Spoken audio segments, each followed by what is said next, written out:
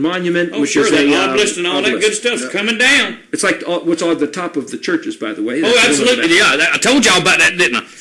That steeple. I will cast your carcasses upon the carcasses of your idols, and my spirit, my ruach, will reject you. I will lay your cities in ruin, and I will make your sanctuaries desolate. I will not savor your satisfying aromas of sacrifices or prayers.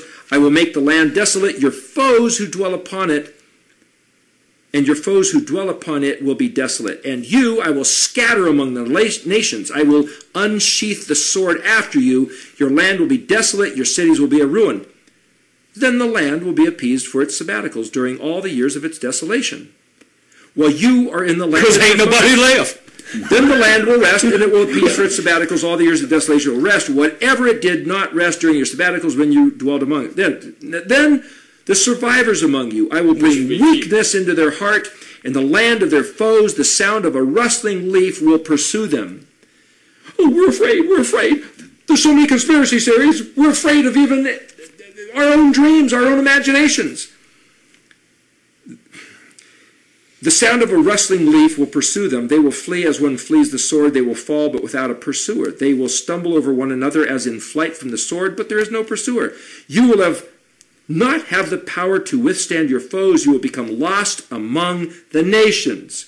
The land of your foes will devour you. Because of their iniquity, your remnant will disintegrate in the land of your foes, and because of the iniquities of their forefathers are with them as well, they will disintegrate. Then they will confess their sin and the sin of their forefathers for the treachery with which they betrayed me, and also for having behaved toward me with casualness.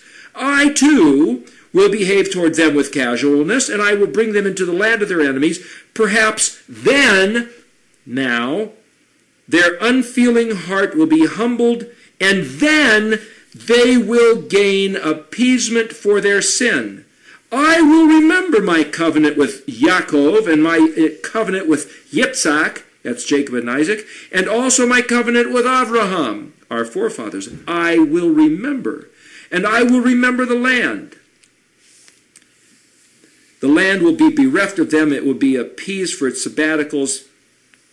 Having become desolate of them, they must gain appeasement. In other words, what he's saying is that there must be the prescribed time that his people are kicked out of the land. But if despite all this, while they will be in the land of their enemies, I will not have been revolted by them, nor will I have rejected them to obliterate them, to annul my covenant with them, for I am Yahweh their Elohim. I will remember for them the covenant of the ancients, those whom I have taken out of the land of Egypt, Mitzrayim, where we get the word miseries, between a rock and a hard place is what the word means, before the eyes of the nations, to be Elohim unto them. I am Yahweh.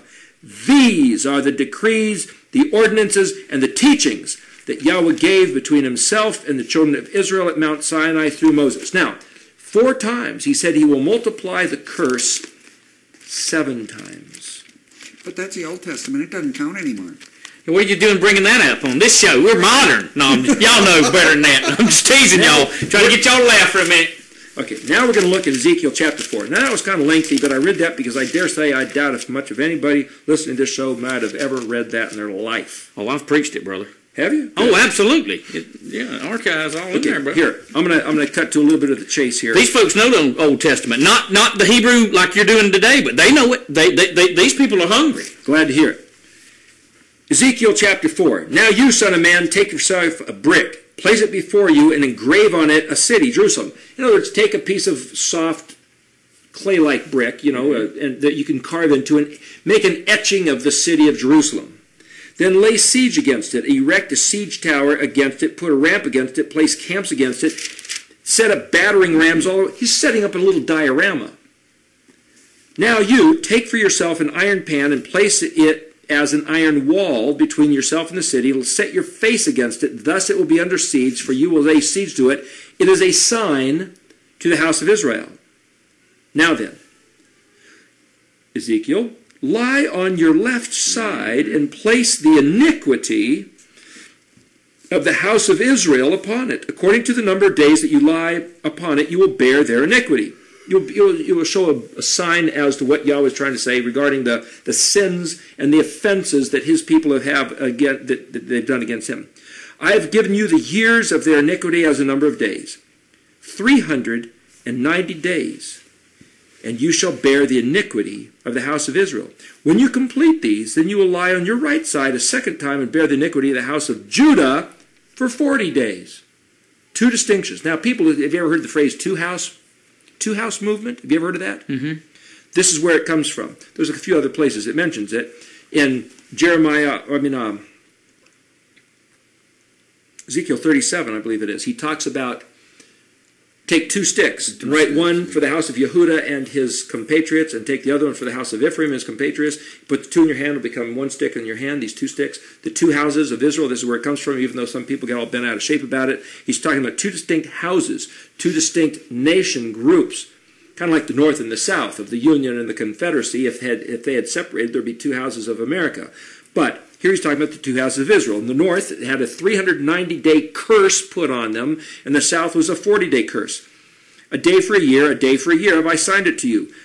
Verse 7 of Ezekiel 4, direct your face toward the siege of Jerusalem with your arm bared, and you shall prophesy against it. Now, if you go down to verse 13, it says, thus will the children of Israel eat their food unclean among the nations where I banish them. Mm-hmm. They will be banished for a period of time, and he said, a day for a year, 390 for the house of Israel, 40 for the house of Yehuda. Now, go to the book of Daniel. Daniel's sitting here. He's taken into captivity. The southern invasion of Babylon was about 130, 150, say, years after the northern kingdom was taken into captivity. Now, the northern kingdom, let me back up. David brought the tribes together, unified the tribes. He had a lot of fights, a lot of wars with his enemies around him, the nations around him. And he gave the united nation to Solomon.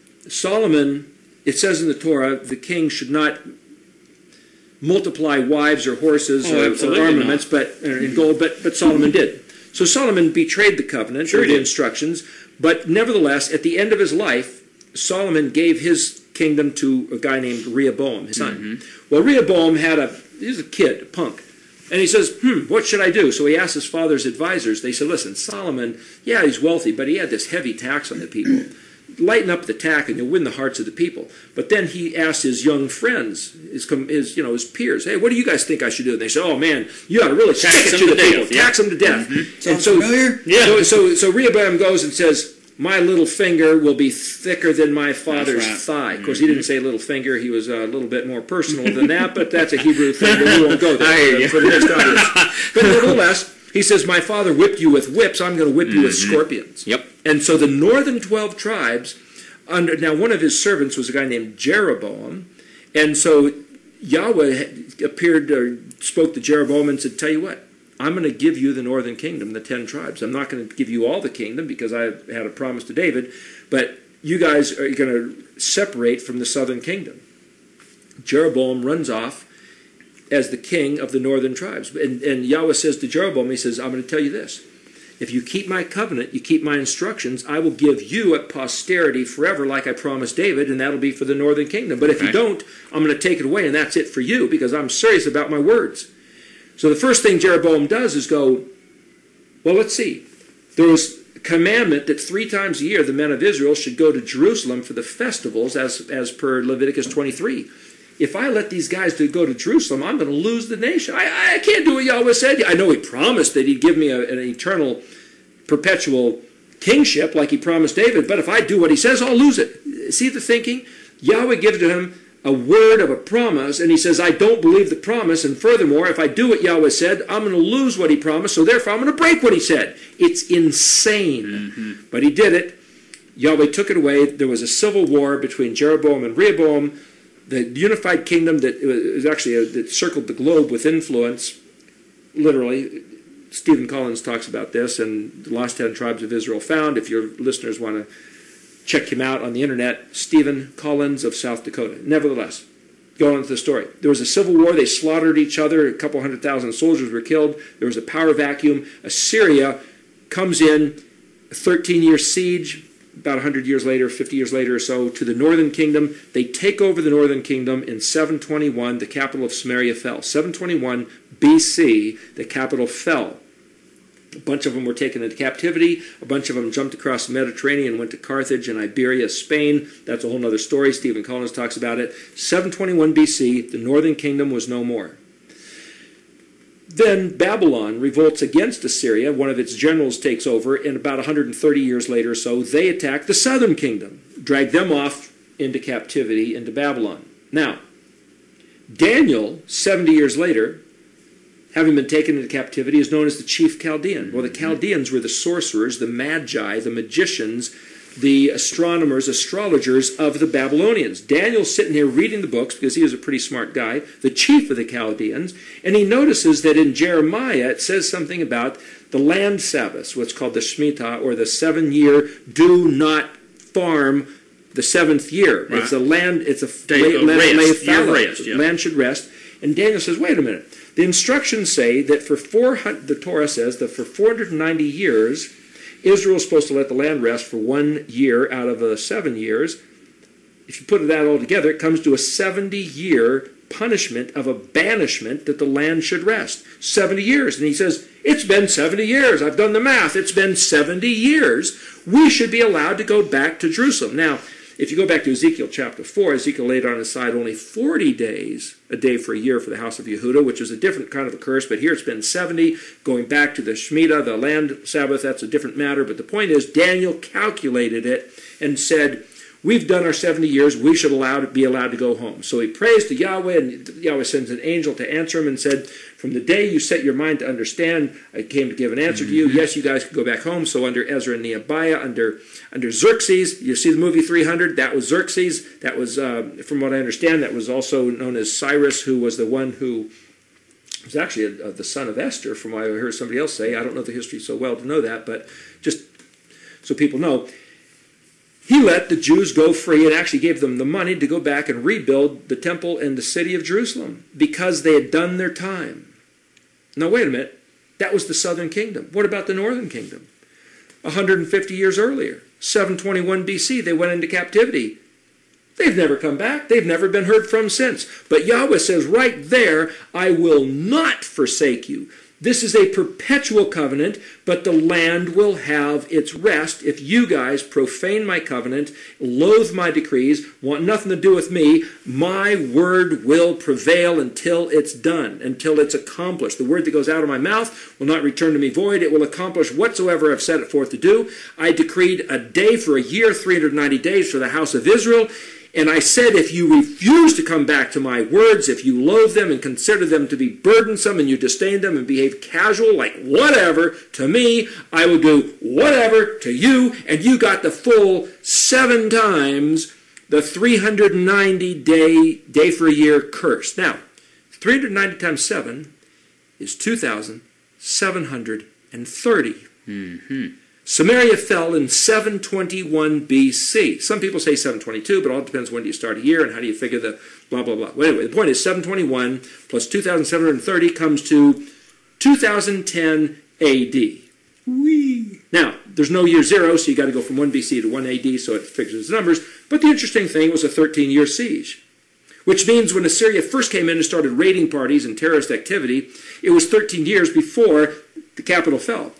So the first cities that started experiencing the plague or the plight of banishment, of loss, of the curse, was 13 years before. Let's see, 13 years before 2010 is about 1997, right? Mm-hmm. Approximately, interestingly enough, 1997, many people I know started returning to the Torah. Mm-hmm. Why? Because the exile has ended after 2,730 years. Which means we can return to the Torah, which means if you then go to Deuteronomy chapter 30, these words are suddenly very particular. Verse 1, it will be when all these things come upon you, the blessing and the curse that I have presented before you, then you will take it to your heart. among all the nations where Yahweh your Elohim has dispersed you, and you will return